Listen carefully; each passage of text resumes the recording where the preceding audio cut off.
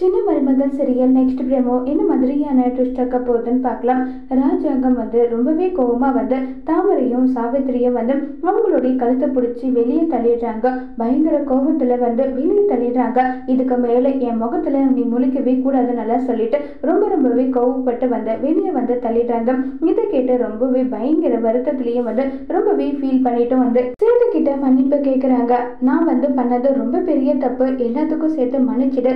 அந்த தமிழ் உன் மேல வச்சிருந்த நம்பிக்கை கூட நான் உன் மேல வைக்காத ரொம்பவே கஷ்டப்படுத்தி பேசிட்டேன், என்ன மன்னிச்சிடுதான்னு சொல்லிட்டு சேது கிட்ட ஃபீல் பண்ணி ராஜாங்கம் மன்னிப்பு கேட்குறாங்க.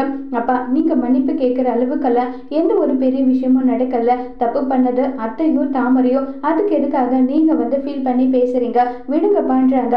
இல்ல, நான் பண்ணது ரொம்ப பெரிய தப்பு. யாரு என்ன சொன்னாலும் என் பையன் நல்ல பையன், அவன் இப்படி பண்ணியிருக்க மாட்டான். என் சேதுவை பத்தி எனக்கு தெரியும், நான் சொல்லியிருக்கணும். ஆனா அது எதுவுமே சொல்லாம நான் உனக்கு சப்போர்ட் பண்ணாம தாமரைக்கு சப்போர்ட் பண்ணது என்னுடைய தப்பு தான் நல்லா சொல்லி பயங்கர வருத்தப்பட்டு ஃபீல் பண்ணியும் பேசிட்டு இருக்காங்க.